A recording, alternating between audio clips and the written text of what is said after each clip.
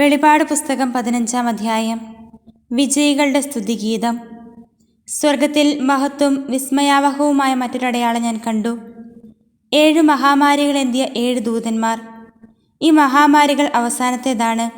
എന്തെന്നാൽ ഇവയോടെയാണ് ദൈവത്തിൻ്റെ ക്രോധം അവസാനിക്കുന്നത്. അഗ്നിമയമായ പളുങ്കുകടൽ പോലെ ഒരു കാഴ്ച ഞാൻ കണ്ടു.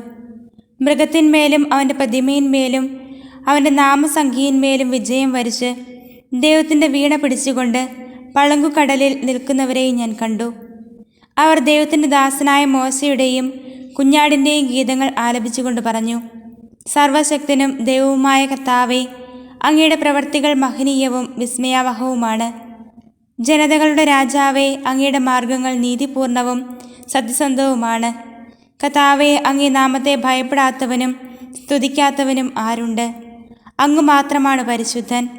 സകല ജനതകളും വന്ന് അങ്ങേ ആരാധിക്കും, കാരണം അങ്ങയുടെ ന്യായവിധികൾ വെളിവാക്കപ്പെട്ടിരിക്കുന്നു.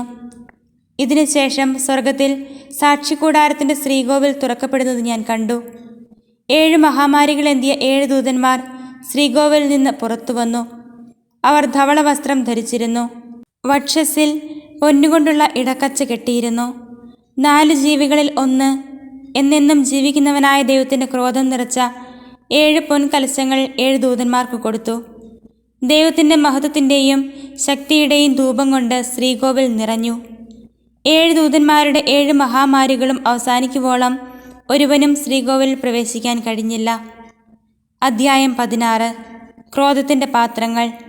ശ്രീകോവിലിൽ നിന്ന് ആ 7 ദൂതന്മാരോട് പറയുന്ന ഒരു വലിയ സ്വരം ഞാൻ കേട്ടു: നിങ്ങൾ പോയി ദൈവകോപത്തിൻ്റെ ആ 7 പാത്രങ്ങൾ ഭൂമിയിലേക്ക് ഒഴിക്കുക. ഉടനെ ഒന്നാമൻ പോയി തൻ്റെ പാത്രം ഭൂമിയിലേക്ക് ഒഴിച്ചു. അപ്പോൾ മൃഗത്തിൻ്റെ മുദ്രയുള്ളവരും അതിൻ്റെ പ്രതിമയെ ആരാധിക്കുന്നവരുമായ മനുഷ്യരുടെ ശരീരത്തിൽ ദുർഗന്ധം വമിക്കുന്ന വ്രണങ്ങളുണ്ടായി. രണ്ടാമൻ തൻ്റെ പാത്രം കടലിലേക്ക് ഒഴിച്ചു.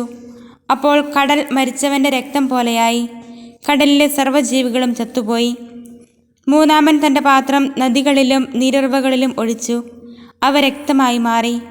അപ്പോൾ ജലത്തിൻ്റെ ദൂതൻ പറയുന്നത് ഞാൻ കേട്ടു: ആയിരിക്കുന്നവനും ആയിരുന്നവനും പരിശുദ്ധനുമായ അങ്ങ് ഈ വിധികളിൽ നീതിമാനാണ്. അവർ വിശുദ്ധരുടെയും പ്രവാചകന്മാരുടെയും രക്തം ചൊരിഞ്ഞു. എന്നാൽ അങ്ങ് അവർക്ക് രക്തം കുടിക്കാൻ കൊടുത്തു. അതാണ് അവർക്ക് കിട്ടേണ്ടത്.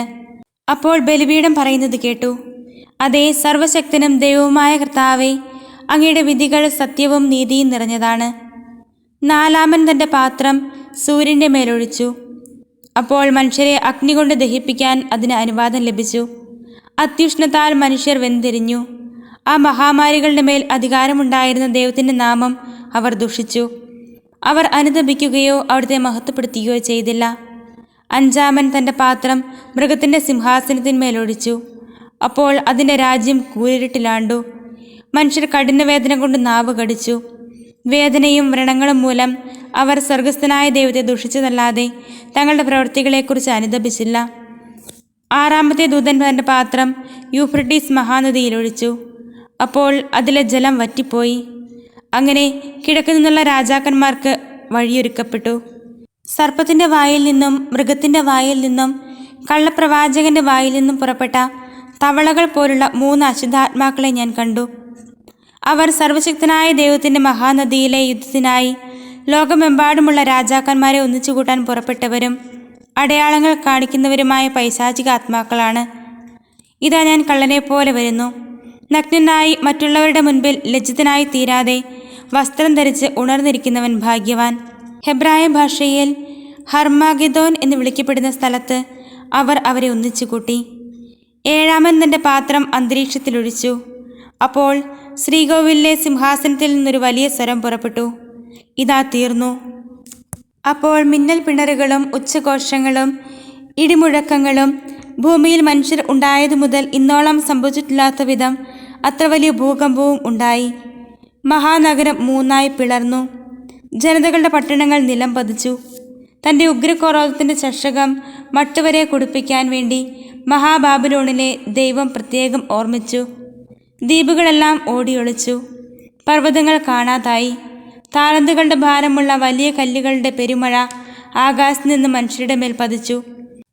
കന്മഴയാകുന്ന മഹാമാരി നിമിത്തം മനുഷ്യർ ദൈവത്തെ ദുഷിച്ചു. അത് അത്ര ഭയങ്കരമായിരുന്നു. അധ്യായം 17. കുപ്രസിദ്ധ വേശ്യയും മൃഗവും. 7 പാത്രങ്ങൾ പിടിച്ചിരുന്ന 7 ദൂതന്മാരിൽ ഒരുവൻ വന്ന് എന്നോട് പറഞ്ഞു, വരുക, സമുദ്രങ്ങളുടെ മേൽ ഉപവിഷ്ടയായിരിക്കുന്ന മഹാവേശ്യയുടെ മേലുള്ള ശിക്ഷാവിധി നിനക്ക് ഞാൻ കാണിച്ചു തരാം. അവളോടുകൂടെ ഭൂമിയിലെ രാജാക്കന്മാർ വ്യഭിചാരം ചെയ്തു. അവളുടെ ദുർവൃത്തിയുടെ വീഞ്ഞു കുടിച്ച് ഭൂവാസികൾ ഉന്മത്തരായി. ആ ദൂതൻ ആത്മാവിൽ എന്നെ മരുഭൂമിയിലേക്ക് നയിച്ചു. ദേവദൂഷണപരമായ നാമങ്ങൾ നിറഞ്ഞതും 7 തലയും 10 കൊമ്പും കടുംചുവപ്പ് നിറത്തിലുള്ളതുമായ ഒരു മൃഗത്തിൻ്റെ മേൽ ഇരിക്കുന്ന ഒരു സ്ത്രീയെ ഞാൻ കണ്ടു. ആ സ്ത്രീ ധൂമ്രവും കടുംചുവപ്പും നിറമുള്ള വസ്ത്രം ധരിച്ചിരുന്നു. സ്വർണവും വിലപിടിച്ച രത്നങ്ങളും മുത്തുകളും കൊണ്ട് അലങ്കൃതയുമായിരുന്നു. വേശ്യാവൃത്തിയുടെ അശുദ്ധികളും മ്ലേച്ഛതകളും കൊണ്ട് നിറഞ്ഞ ഒരു ചഷകം അവളുടെ കയ്യിലുണ്ടായിരുന്നു. അവളുടെ നെറ്റിത്തടത്തിൽ ഒരു നിഗൂഢനാമം എഴുതപ്പെട്ടിരുന്നു: മഹാബാബിലോൺ, വേശ്യകളുടെയും ഭൂമിയിലെ മ്ലേച്ഛതകളുടെയും മാതാവ്. ആ സ്ത്രീ വിശുദ്ധരുടെയും യേശുവിൻ്റെ സാക്ഷികളുടെയും രക്തം കുടിച്ച് ഉന്മത്തയായി ലഹരി പിടിച്ചിരിക്കുന്നത് ഞാൻ കണ്ടു. അവളെ കണ്ടപ്പോൾ ഞാൻ അത്ഭുതപരതന്ത്രനായി. അപ്പോൾ ദൂതൻ എന്നോട് പറഞ്ഞു, നീ എന്തുകൊണ്ട് വിസ്മയിക്കുന്നു? ആ സ്ത്രീയുടെയും അവളെ വഹിക്കുന്ന 7 തലയും 10 കൊമ്പുമുള്ള മൃഗത്തിൻ്റെയും രഹസ്യം ഞാൻ നിന്നോട് പറയാം. നീ കണ്ട ആ മൃഗം ഉണ്ടായിരുന്നു, എന്നാൽ ഇപ്പോൾ ഇല്ല. അത് പാതാളത്തിൽ നിന്ന് കയറി വന്ന് നാശത്തിലേക്ക് പോകും. ലോകസ്ഥാപനം മുതൽ ജീവന്റെ പുസ്തകത്തിൽ പേരെഴുതപ്പെട്ടിട്ടില്ലാത്ത ഭൂവാസികൾ, ഉണ്ടായിരുന്നതും ഇപ്പോൾ ഇല്ലാത്തതും വരാനിരിക്കുന്നതുമായ ആ മൃഗത്തെ നോക്കി വിസ്മയിക്കും. ഇവിടെയാണ് ജ്ഞാനമുള്ള മനസ്സിൻ്റെ ആവശ്യം. 7 തലകൾ ആ സ്ത്രീ ഉപവിഷ്ടയായിരിക്കുന്ന 7 മലകളാണ്. അവ 7 രാജാക്കന്മാരുമാണ്. 5 പേർ വീണുപോയി. ഒരാൾ ഇപ്പോഴുമുണ്ട്, മറ്റൊരാൾ ഇനിയും വന്നിട്ടില്ല. അവൻ വരുമ്പോൾ ചുരുങ്ങിയ കാലത്തേക്ക് ഇവിടെ വസിക്കുകയുള്ളൂ. ഉണ്ടായിരുന്നതും ഇപ്പോൾ ഇല്ലാത്തതുമായ മൃഗം 8ാമത്തേതും 7ൽപ്പെട്ടതുമാണ്. അത് നാശത്തിലേക്ക് പോകുന്നു. നീ കണ്ട 10 കൊമ്പുകൾ 10 രാജാക്കന്മാരാണ്. അവർ ഇനിയും രാജ്യത്വം സ്വീകരിച്ചിട്ടില്ല. എന്നാൽ 1 മണിക്കൂർ നേരത്തേക്ക് മൃഗത്തോടൊത്ത് രാജാക്കന്മാരുടെ അധികാരം സ്വീകരിക്കേണ്ടവരാണവർ. അവർക്ക് ഒരേ മനസ്സാണുള്ളത്. തങ്ങളുടെ ശക്തിയും അധികാരവും അവർ മൃഗത്തിന് ഏൽപ്പിച്ചു കൊടുക്കുന്നു. ഇവർ കുഞ്ഞാടിനോട് യുദ്ധം ചെയ്യും. കുഞ്ഞാട് അവരെ കീഴ്പ്പെടുത്തും. എന്തെന്നാൽ അവൻ നാഥന്മാരുടെ നാഥനും രാജാക്കന്മാരുടെ രാജാവുമാണ്. അവനോട് കൂടെയുള്ളവർ വിളിക്കപ്പെട്ടവരും തിരഞ്ഞെടുക്കപ്പെട്ടവരും വിശ്വസ്തരുമാണ്. പിന്നെ അവൻ എന്നോട് പറഞ്ഞു, വേശിയിരിക്കുന്നതായി നീ കാണുന്ന ജലപ്പരപ്പ് ജനതകളും ജനസമൂഹങ്ങളും രാജ്യങ്ങളും ഭാഷകളുമാണ്. നീ കാണുന്ന 10 കൊമ്പുകളും മൃഗവും ആ വേശ്യയെ വെറുക്കും. അവളെ പരിത്യക്തയും നഗ്നയുമാക്കും. അവളുടെ മാംസം ഭക്ഷിക്കുകയും അവളെ അഗ്നിയിൽ ദഹിപ്പിക്കുകയും ചെയ്യും. എന്തെന്നാൽ ദൈവത്തിൻ്റെ വചനം പൂർത്തിയാകുവോളം അവിടുത്തെ ഉദ്ദേശം നടപ്പാക്കുന്നതിനും ഏക മനസ്സോടെ മൃഗത്തിന് തങ്ങളുടെ രാജ്യത്വം നൽകുന്നതിനും ദൈവം അവരുടെ ഹൃദയത്തിൽ തോന്നിച്ചു. നീ കാണുന്ന ആ സ്ത്രീ ഭൂമിയിലെ രാജാക്കന്മാരുടെ മേൽ അധീശത്വമുള്ള മഹാനഗരമാണ്. ഹെബ്രായർക്ക് എഴുതപ്പെട്ട ലേഖനം, അധ്യായം 5. ജനങ്ങളിൽ നിന്ന് ജനങ്ങൾക്ക് വേണ്ടി തിരഞ്ഞെടുക്കപ്പെടുന്ന പ്രധാന പുരോഹിതൻ ദൈവിക കാര്യങ്ങൾക്ക് നിയമിക്കപ്പെടുന്നത് പാപപരിഹാരത്തിനായി ബലികളും കാഴ്ചകളും അർപ്പിക്കാനാണ്. അവൻ തന്നെ ബലഹീനനായതുകൊണ്ട് അജ്ഞരോടും വഴിതെറ്റിയവരോടും വേണ്ടത്ര സഹതാപത്തോടെ പെരുമാറാൻ അവന് കഴിയും. ഇക്കാരണത്താൽ അവൻ ജനങ്ങളുടെ പാപങ്ങൾക്ക് വേണ്ടി എന്ന പോലെ സ്വന്തം പാപങ്ങൾക്ക് വേണ്ടിയും ബലി സമർപ്പിക്കാൻ കടപ്പെട്ടിരിക്കുന്നു. അഹ്റോനെ പോലെ ദൈവത്താൽ വിളിക്കപ്പെടുകയല്ലാതെ ആരും സ്വയം ഈ ബഹുമതി ഏറ്റെടുക്കുകയല്ല. അതുപോലെ തന്നെ ക്രിസ്തുവും പ്രധാന പുരോഹിതനാകുന്നതിന് തന്നെ മഹത്വപ്പെടുത്തിയില്ല. നീ എൻ്റെ പ്രിയപുത്രനാണ്, ഇന്ന് ഞാൻ നിനക്ക് ജന്മമേകിയെന്ന് അവനോട് പറഞ്ഞവൻ തന്നെയാണ് അവനെ മഹത്വപ്പെടുത്തിയത്. അവിടുന്ന് വീണ്ടും പറയുന്നു, മെൽക്കിസദേക്കിൻ്റെ ക്രമപ്രകാരം നീ എന്നേക്കും പുരോഹിതനാണ്. തൻ്റെ ഐഹിക ജീവിതകാലത്ത് ക്രിസ്തു മരണത്തിൽ നിന്ന് തന്നെ രക്ഷിക്കാൻ കഴിവുള്ളവന് കണ്ണീരോടും വലിയ വിലാപത്തോടും കൂടെ പ്രാർത്ഥനകളും യാചനകളും സമർപ്പിച്ചു. അവൻ്റെ ദൈവഭയം മൂലം അവൻ്റെ പ്രാർത്ഥന കേട്ടു. പുത്രനായിരുന്നിട്ടും തൻ്റെ സഹനത്തിലൂടെ അവൻ അനുസരണം അഭ്യസിച്ചു. പരിപൂർണനാക്കപ്പെട്ടത് വഴി അവൻ തന്നെ അനുസരിക്കുന്നവർക്കെല്ലാം നിത്യരക്ഷയുടെ ഉറവിടമായി. എന്തെന്നാൽ മെൽക്കിസദേക്കിൻ്റെ ക്രമപ്രകാരം അവൻ പ്രധാന പുരോഹിതനായി ദൈവത്താൽ നിയോഗിക്കപ്പെട്ടു. വിശ്വാസത്യാഗത്തിനെതിരെ. ഇതേക്കുറിച്ച് ഇനിയും ധാരാളം ഞങ്ങൾക്ക് പറയാനുണ്ട്. നിങ്ങൾ ഗ്രഹിക്കുന്നതിൽ പിന്നോക്കമായതുകൊണ്ട് അതെല്ലാം വിശദീകരിക്കുക വിഷമമാണ്. ഇതിനകം നിങ്ങളെല്ലാവരും പ്രബോധകരാകേണ്ടിയിരുന്നവരാണ്. പക്ഷേ ദൈവവചനത്തിൻ്റെ പ്രഥമ പാഠങ്ങൾ പോലും നിങ്ങളെ വീണ്ടും പഠിപ്പിക്കാൻ ഒരാൾ ആവശ്യമായിരിക്കുന്നു. നിങ്ങൾക്ക് പാലാണ് ആവശ്യം, കട്ടിയുള്ള ഭക്ഷണമല്ല. പാല് കുടിച്ച് ജീവിക്കുന്നവൻ നീതിയുടെ വചനം വിവേചിക്കാൻ വൈദഗ്ധ്യമില്ലാത്തവനാണ്. എന്തെന്നാൽ അവൻ ശിശുവാണ്. കട്ടിയുള്ള ഭക്ഷണം പക്വത വന്നവർക്കുള്ളതാണ്. അവർ തങ്ങളുടെ ശക്തിവിശേഷങ്ങളുടെ പരിശീലനത്താൽ നന്മ തിന്മകളെ വിവേചിച്ചറിയാൻ കഴിവുള്ളവരാണ്. അധ്യായം 6. അതിനാൽ ക്രിസ്തുവിൻ്റെ വചനത്തിൻ്റെ പ്രഥമ പാഠങ്ങൾ പിന്നിട്ട് നമുക്ക് പക്വതയിലേക്ക് വളരാം. നിർജീവ പ്രവർത്തികളിൽ നിന്നുള്ള തിരിച്ചുവരവ്, ദൈവത്തിലുള്ള വിശ്വാസം, ജ്ഞാനസ്നാനത്തെ സംബന്ധിക്കുന്ന പ്രബോധനം, കൈവയ്പ്, മരിച്ചവരുടെ ഉയിർപ്പ്, നിത്യവിധി ഇവയ്ക്ക് വീണ്ടും ഒരടിസ്ഥാനം ഇടേണ്ടതില്ല. ദൈവം അനുവദിക്കുന്നെങ്കിൽ നമുക്ക് മുന്നോട്ടു പോകാം. ഒരിക്കൽ പ്രകാശം ലഭിക്കുകയും സ്വർഗീയ സമ്മാനം ആസ്വദിച്ചറിയുകയും പരിശുദ്ധാത്മാവിൽ പങ്കുകാരാവുകയും ദൈവവചനത്തിൻ്റെ നന്മയും വരാനിരിക്കുന്ന യുഗത്തിൻ്റെ ശക്തിയും രുചിച്ചറിയുകയും ചെയ്തവർ വീണുപോവുകയാണെങ്കിൽ അവരെ അനുതാപത്തിലേക്ക് പുനരാനയിക്കുക അസാധ്യമാണ്. കാരണം അവർ ദൈവപുത്രനെ സ്വമനസ്സ അധിക്ഷേപിക്കുകയും വീണ്ടും കുരിശിൽ തറയ്ക്കുകയും ചെയ്തു. കൂടെ കൂടെ പെയ്യുന്ന മഴവെള്ളം കുടിക്കുകയും ആർക്കു വേണ്ടി കൃഷി ചെയ്യപ്പെടുന്നുവോ അവരുടെ പ്രയോജനത്തിനായി സസ്യങ്ങളെ മുളപ്പിക്കുകയും ചെയ്യുന്ന ഭൂമി ദൈവത്തിൽ നിന്ന് അനുഗ്രഹം പ്രാപിക്കുന്നു. ഞെരിഞ്ഞിലുകളും മുള്ളുകളുമാണ് പുറപ്പെടുവിക്കുന്നതെങ്കിലോ അത് പരിത്യക്തമാണ്. അതിന്മേൽ ശാപം ആസനവുമാണ്. ദഹിപ്പിക്കപ്പെടുക എന്നതായിരിക്കും അതിൻ്റെ അവസാനം. പ്രിയപ്പെട്ടവരെ, ഞങ്ങൾ ഇങ്ങനെ സംസാരിക്കുന്നുവെങ്കിലും ഉത്തമവും രക്ഷാകരവുമായ ഗുണങ്ങൾ നിങ്ങളിലുണ്ടെന്ന് ഞങ്ങൾക്ക് ബോധ്യമുണ്ട്. നിങ്ങളുടെ പ്രവൃത്തികളും വിശുദ്ധർക്ക് നിങ്ങൾ ചെയ്തതും ചെയ്യുന്നതുമായ ശുശ്രൂഷയിലൂടെ തൻ്റെ നാമത്തോട് കാണിച്ച സ്നേഹവും വിസ്മരിക്കാൻ മാത്രം നീതിരഹിതനല്ലല്ലോ ദൈവം. നിങ്ങളിൽ ഓരോരുത്തരും നിങ്ങളുടെ പ്രത്യാശയുടെ പൂർത്തീകരണത്തിനായി അവസാനം വരെ ഇതേ ഉത്സാഹം തന്നെ കാണിക്കണമെന്ന് ഞങ്ങൾ ആഗ്രഹിക്കുന്നു. അങ്ങനെ നിരുത്സാഹരാകാതെ വിശ്വാസവും ദീർഘക്ഷമയും വഴി വാഗ്ദാനത്തിൻ്റെ അവകാശികളായവരെ അനുകരിക്കുന്നവരാകണം നിങ്ങൾ. ദൈവത്തിൻ്റെ വാഗ്ദാനം. ദൈവം അബ്രാഹത്തിന് വാഗ്ദാനം നൽകിയപ്പോൾ തന്നെക്കാൾ വലിയവനെ കൊണ്ട് ശപഥം ചെയ്യാൻ ആരുമില്ലാതിരുന്നതിനാൽ തന്നെക്കൊണ്ട് തന്നെ ശപഥം ചെയ്തു പറഞ്ഞു, നിശ്ചയമായും നിന്നെ ഞാൻ അനുഗ്രഹിക്കുകയും വർദ്ധിപ്പിക്കുകയും ചെയ്യും. അബ്രാഹാം ദീർഘക്ഷമയോടെ കാത്തിരുന്ന് ഈ വാഗ്ദാനം പ്രാപിച്ചു. മനുഷ്യർ തങ്ങളെക്കാൾ വലിയവനെ കൊണ്ടാണല്ലോ ശപഥം ചെയ്യുന്നത്. ശപഥമാണ് അവരുടെ എല്ലാ തർക്കങ്ങളും തീരുമാനിക്കുന്നതിൽ അവസാന വാക്ക്. ദൈവം തന്റെ തീരുമാനത്തിൻ്റെ അചഞ്ചലത വാഗ്ദാനത്തിൻ്റെ അവകാശികൾക്ക് കൂടുതൽ വ്യക്തമാക്കി കൊടുക്കാൻ നിശ്ചയിച്ചപ്പോൾ ഒരു ശപഥത്താൽ ഈ തീരുമാനം ഉറപ്പിച്ചു. മാറ്റമില്ലാത്തതും ദൈവത്തെ സംബന്ധിച്ച് വ്യാജമാകാത്തതുമായ ഈ 2 കാര്യങ്ങളിലൂടെ നമ്മുടെ മുൻപിൽ വയ്ക്കപ്പെട്ടിരിക്കുന്ന പ്രത്യാശയെ മുറുകെ പിടിക്കുന്നതിന് യത്നിക്കുന്ന നമുക്ക് വലിയ പ്രോത്സാഹനം ലഭിക്കുന്നു. ഈ പ്രത്യാശ നമ്മുടെ ആത്മാവിൻ്റെ സുരക്ഷിതവും സുസ്ഥിരവുമായ നങ്കൂരം പോലെയാണ്. നമ്മുടെ മുന്നോടിയായി യേശു മെൽക്കിസദേക്കിൻ്റെ ക്രമപ്രകാരം എന്നേക്കും പുരോഹിതനായിക്കൊണ്ട് ഏത് വിരിക്കുള്ളിൽ പ്രവേശിച്ചുവോ അതേ വിരിക്കുള്ളിലേക്ക് ഈ പ്രത്യാശ കടന്നു ചെല്ലുന്നു. അധ്യായം 7. മെൽക്കിസദേക്കിൻ്റെ ക്രമപ്രകാരം പുരോഹിതൻ. രാജാക്കന്മാരെ വധിച്ചതിനു ശേഷം മടങ്ങിവന്ന അബ്രാഹത്തെ കണ്ടപ്പോൾ സലേമിൻ്റെ രാജാവും അത്യുന്നതനായ ദൈവത്തിൻ്റെ പുരോഹിതനുമായ മെൽക്കിസദേക്ക് അവനെ അനുഗ്രഹിച്ചു. സകലത്തിൻ്റെയും ദശാംശം അബ്രാഹം അവന് നൽകി.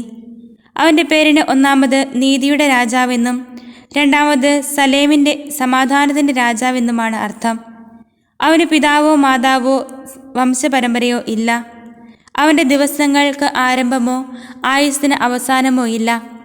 ദൈവത്തിൻ്റെ സദൃശനായ അവൻ എന്നേക്കും പുരോഹിതനാണ്. അവൻ എത്ര വലിയവൻ എന്ന് കാണുവിൻ. പൂർവ്വപിതാവായ അബ്രാഹാം യുദ്ധത്തിൽ പിടിച്ചെടുത്തവയുടെ ദശാംശം അവന് കൊടുത്തുവല്ലോ. ലേവിയുടെ പുത്രന്മാരിൽ പൗരോഹിത്യം സ്വീകരിച്ചിരുന്നവർക്ക് തങ്ങളുടെ സഹോദരരും അബ്രാഹത്തിൻ്റെ മക്കളുമായിരുന്ന ജനങ്ങളിൽ നിന്നുപോലും ദശാംശം വാങ്ങാൻ നിയമത്തിൻ്റെ അനുശാസനം ഉണ്ടായിരുന്നു. എന്നാൽ അവരുടെ വംശാവലിയിൽ പെടാതിരുന്നിട്ടും മെൽക്കിസദേക്ക് അബ്രാഹത്തിൽ നിന്ന് ദശാംശം വാങ്ങുകയും വാഗ്ദാനം സ്വീകരിച്ചിരുന്ന അബ്രാഹത്തെ അനുഗ്രഹിക്കുകയും ചെയ്തു. ചെറിയവൻ വലിയവനാൽ അനുഗ്രഹിക്കപ്പെടുന്നു, തർക്കമില്ല. ലേവി പുരോഹിതന്മാരുടെ കാര്യത്തിൽ മരണമുള്ള മനുഷ്യരാണ് ദശാംശം വാങ്ങുന്നത്. മെൽക്കിസദേക്കിൻ്റെ കാര്യത്തിലാകട്ടെ ജീവിച്ചിരിക്കുന്നുവെന്ന് സാക്ഷ്യമുള്ളവൻ വാങ്ങുന്നു. ദശാംശം വാങ്ങിയിരുന്ന ലേവി പോലും അബ്രാഹത്തിലൂടെ ദശാംശം കൊടുത്തു എന്ന് പറയാവുന്നതാണ്. എന്തെന്നാൽ മെൽക്കിസേദേക്ക് അബ്രാഹത്തെ കണ്ടുമുട്ടുമ്പോൾ ലേവി അബ്രാഹത്തിന്റെ അജ്ഞാത സന്താനമായിരുന്നു. ലേവി പൗരോഹിത്യം വഴിയാണല്ലോ ജനങ്ങൾക്ക് നിയമം നൽകപ്പെട്ടത്.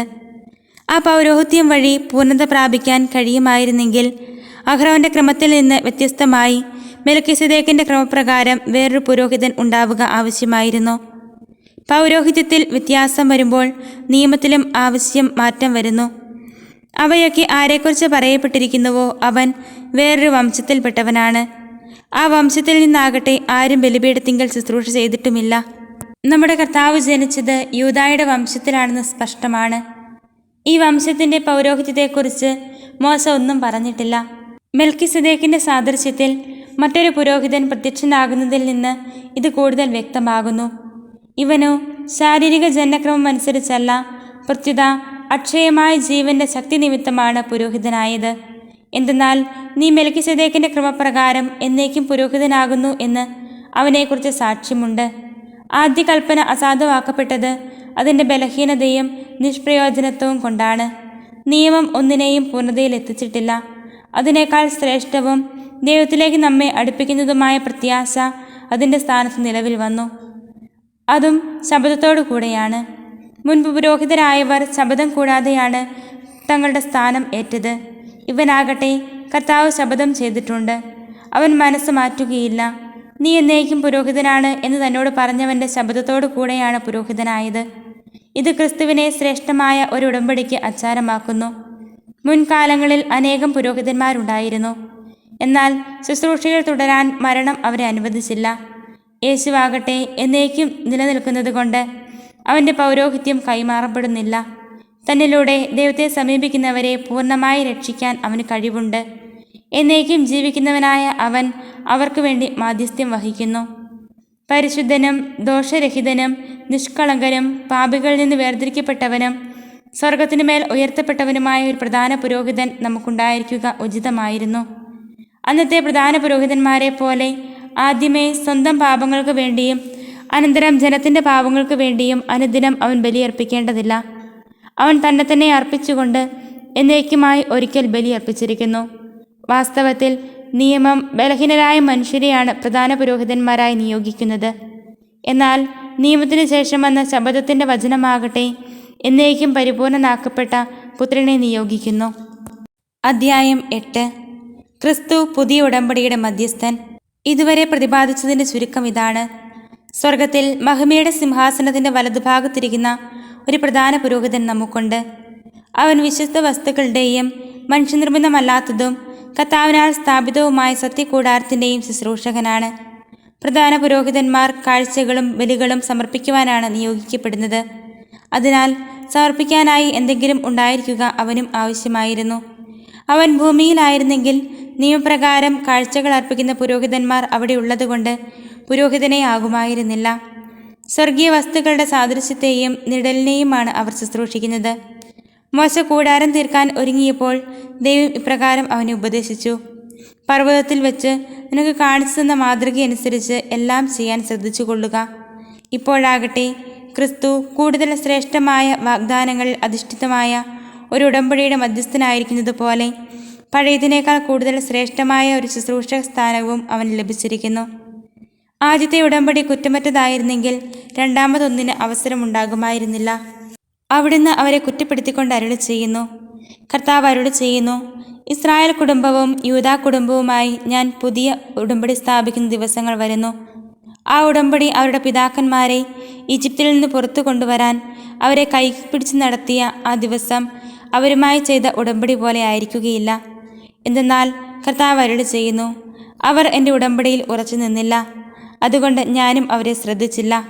കർത്താവ് അരുളി ചെയ്യുന്നു: ആ ദിവസങ്ങൾക്ക് ശേഷം ഇസ്രായേൽ ഭവനവുമായി ഞാൻ ചെയ്യുന്ന ഉടമ്പടി ഇതാണ്. എൻ്റെ നിയമങ്ങൾ അവരുടെ മനസ്സിൽ ഞാൻ സ്ഥാപിക്കും, അവരുടെ ഹൃദയത്തിൽ ഞാൻ അവ ആലേഖനം ചെയ്യും. ഞാൻ അവർക്ക് ദൈവമായിരിക്കും, അവർ എനിക്ക് ജനവും. ആരും തൻ്റെ സഹപൗരനെയോ സഹോദരനെയോ കർത്താവിനെ അറിയുക എന്ന് പറഞ്ഞ് പഠിപ്പിക്കേണ്ടതില്ല. എന്തെന്നാൽ അവരിലെ ഏറ്റവും ചെറിയവൻ മുതൽ ഏറ്റവും വലിയവൻ വരെ എല്ലാവരും എന്നെ അറിയും. അവരുടെ അനീതികളുടെ നേർക്ക് ഞാൻ കരുണയുള്ളവനായിരിക്കും, അവരുടെ പാപങ്ങൾ ഞാൻ ഒരിക്കലും ഓർക്കുകയില്ല. പുതിയ ഒരു ഉടമ്പടിയെപ്പറ്റി പറയുന്നത് കൊണ്ട് ആദ്യത്തേതിനെ അവൻ കാലഹരണപ്പെടുത്തിയിരിക്കുന്നു. കാലഹരണപ്പെട്ടതും പഴക്കം ചെന്നതുമാകട്ടെ അപ്രത്യക്ഷമായി കൊണ്ടിരിക്കുന്നു. സുഭാഷിതങ്ങളുടെ പുസ്തകം 31 അധ്യായം 23 മുതൽ 25 വരെ തിരുവചനങ്ങൾ. ശ്രേഷ്ഠന്മാരോടൊപ്പം ഇരിക്കുമ്പോൾ നഗരകവാടത്തിൽ അവളുടെ ഭർത്താവ് ശ്രദ്ധേയനാകുന്നു. അവൾ ചണവസ്ത്രങ്ങൾ ഉണ്ടാക്കി വിൽക്കുകയും അരപ്പട്ടകൾ വ്യാപാരിക്ക് എത്തിച്ചു കൊടുക്കുകയും ചെയ്യുന്നു. അവൾ കഴിവും അന്തസ്സും അണിയുന്നു, ഭാവിയെ നോക്കി പുഞ്ചിരിക്കുന്നു.